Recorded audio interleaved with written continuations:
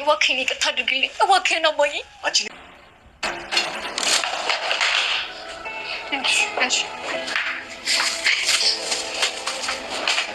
ልብስሽ ለቃቅሜ ነች ትሰኛለሽ። እኔ ቲና አይደለም ሞትሽን ካላሳየሁሽ ጀምላ ይፎክር እንጂ ጀኛ እንደሆንኩ እኮ በስነ ስርዓት ታውቂያለሽ። አሁን ግን ያደረሻትን ነገር እንዳትረሳ። አንቺም ደግሞ ያደረግሽውን እያንዳንዱን ነገር እንዳትረሺ። ካሌብ እንግዲህ ትሁት የደበቀችውን ልጅ እንዳላት ሲሰማ ከትሁት ጋር ለምን ደበቅሽኝ በሚል ሰጥ አገባ ውስጥ ገብቶ ነበረ።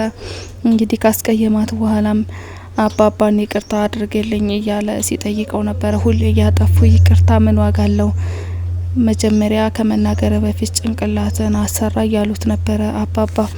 እንግዲህ የቲና ሴራም ከታወቀ በኋላ ትሁት ከቤት እንድትወጣ ስታዛት ገረድ ከቤት ሊያባረረኝ አይችልም በማለት ትሁት ላይ ተዘባብታባት ነበረ።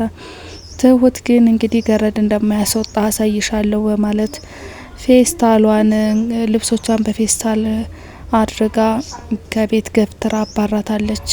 አባባ እግር ላይ ብትወድቅም እንግዲህ እሱም ደጋግሜ ይቅርታ ስላደረግኩልሽ እንደ ሞኝ ቆጠርሽኝ ወይ በማለት ይቅርታዋን ሳይቀበለው ቀርቷል።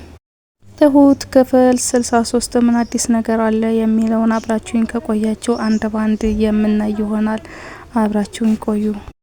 እንግዲህ ትሁት ጠረጴዛ ስታጸዳ ካሌብ ሶፋ ላይ ቁጭ ብሎ ነበርና እንድትቀመጥና ሊያናግራት እንደሚፈልግ ይነግራታል።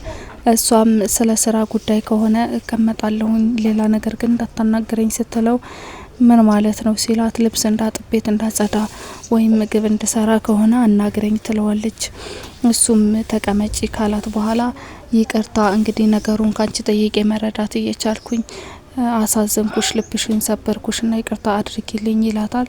እሷም እንግዲህ በቃ በእንባ እያቀረረች ነበረ። ችግር የለውም በማለት ግን መጀመሪያ ከመናገሩ በፊት ብዙ ነገሮችን ቆም ብሎ ሊያስብ እንደሚገባ ነግራው አሁን የምታዘኝ ስራ ካለ ዘዘኝ ስትለው አንቺ እኮ የዚህ ቤት ሰራተኛ አይደለሽም ሲላት እሷም እንደዛ አስብና አንዳንዴ ከፍ ዝቅ ስታደርገኝ ደግሞ ቦታዬ ትዝ ይለኛል በማለት የሚሰማትን ስሜት ነግራው ተነስታ ወደ ኪችን ገብታለች።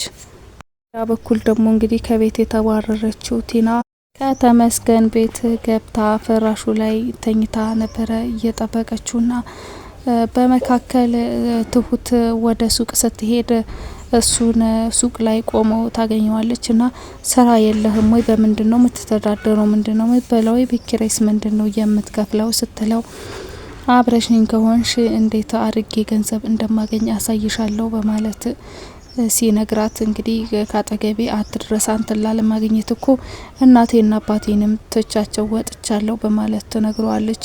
እንግዲህ ከሷ ጋር ከተነጋገረ በኋላ ነበረ ወደ ቤቱ ሲመለስ ቲናን ፍራሹ ላይ ጋደም ብላ ያገኛት። ፌስታሏን ሲፈትሽም ልብስ መሆኑን ከተረዳ በኋላ ቤቴን እኮ ክፍት አድርጌው የሚሄደው ማንም አንቺ እየገባሽ እንድትቀመጭበት አይደለም በማለት እንግዲህ እሷም ከቤት እንደተባረረችና ምንም መጠጊያ እንደሌላት ከነገረችው በኋላ እሱም እንደማያገባው ተናግሮ ከነፌስታሏ አውጥቶ ጎዳና ላይ ጥሏት ሄዷል። ከዚህ በኋላ እንግዲህ ስታለቅስ ከቆየች በኋላ ምንም አማራጭ እንደሌላ ስትረዳ ስልኳን አውጥታ ለዳኒ ትደውላለች እና ከቤት ክብሬን ነክተው አባረውኛል በማለት እንዲደርስላትና እንዲያስጠጋት ትነግረዋለች። ከዚህም በኋላ ወደ እሷ በመምጣት እንግዲህ ችግር የለውም ብሎ በጣም የለመነች ያጨናነቀችው ስለነበረ ይመጣል። ልብሷን ይዞ ይወስዳታል። ግን ይወሰድ ወደነ ትሁት ነበረና ትሁት ይቅርታ እንድታደርግላትና አብረው ህይወታቸው እንዲቀጥሉ ለማሳመን ሞክሮ ነበረ፣ ግን አልተሳካለትም። እንግዲህ በዚህ መካከል ደግሞ ዳኒ በጣም ትልቅ ቅናት እየተሰማው ነው ያለውና ኤደን ስለ ትዳርም ሳወራ ካሌብ ነው የምታነሳው፣ ስለ ስራም ስለ ስኬትም ሳወራ በቃ ስለ ካሌብ ነው ሰላ የምታወራውና በጣም በቃ ቀናት እየተሰማው እንደሆነና ካሌብም ህይወቱን እያበላሸበት እንደሆነ ለአባባ ሲናገር ነበረ። በዚህ መካከል እንግዲህ ካሌብና ዳኒም ይገናኛሉ። በሞራል ማጥቃት የፈለገው ካሌብም እንግዲህ ስራህ ጥሩ አይደለም። ኤደንም አልተመቻትም። የፊቷ ገጽታ ያስታውቃል እንዳልተመቻትና ስራ ልቅጠርህና ጥሩ ክፍያ እንዲከፈልህ ላድርግ እያለ ሞራሉን ሲነካው ነበረ።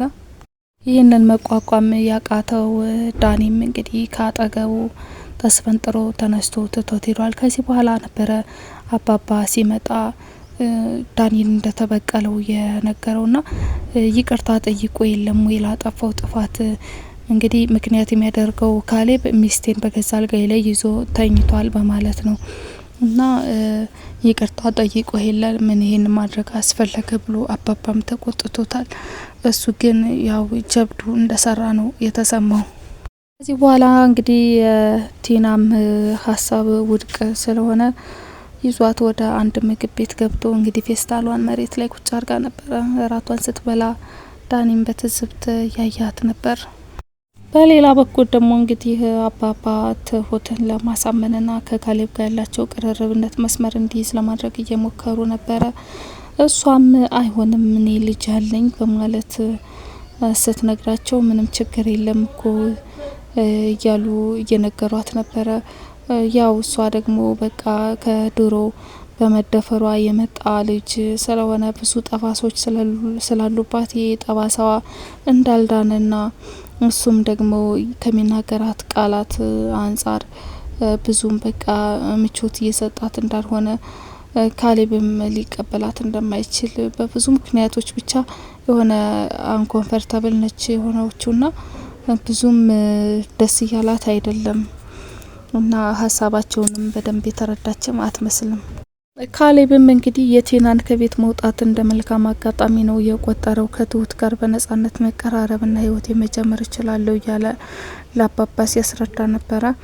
እንግዲህ ደግሞ በዚህ መሀል ነበረ ስለ ዳኒም የተነሳውና አባባ ስለ ዳኒ ምቾት እያወሩት ነበረና አልተመቸውም። ከኤደን ጋር ሊስማሙ አልቻሉም በማለት ኤደን ስለ ካሌብ ብቻ እንደምታስብ ያወቀው አባባም እንግዲህ ለካሌብ ሲነግረው አንተ ብቻ ኮነ የምታናንቀኝ እንጂ ከውጭ ያሉ ሰዎች ምን ያክል ቦታና ክብር እንደሚሰጡኝ አየህ አይደለ ብሎ ሊጎረር ሲሞክር እንግዲህ እኮ ከውጭ ያሉ ሰዎች እኮ ውጭህና የሚያዩት ድክመትን ደግሞ ያንን የምናየው እነሱ አያውቁትም በማለት ምላሽ ሰጥቶታል።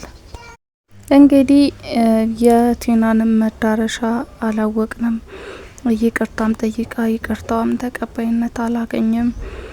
እንግዲህ የትሁት ፍቅረኛም አስወጥቶ ከነፌስታሉ አባሯታልና በቀጣይነት ደግሞ እንግዲህ እንደ አማራጭ ወሰደችው። ዳኒም ሊያስጠጋት እንደማይችል እንግዲህ እያየን ነው። ምክንያቱም ወደነ ትሁት ነው ሊመለሳት የሞከረው ያው አልተሳካለትም እንጂ ቀጣይ መዳረሻዋ ምን እንደሚሆን እስኪ አብረን የምናይ ይሆናል። ስለተከታተላችሁኝ እጅግ አድርጌ አመሰግናለሁ። በዛውም ላይክ፣ ሼር፣ ሰብስክራይብ በማድረግ ቻናሌን እንድታበረታቱ በአክብሮት እጠይቃለሁኝ። ሰላም ቆዩልኝ።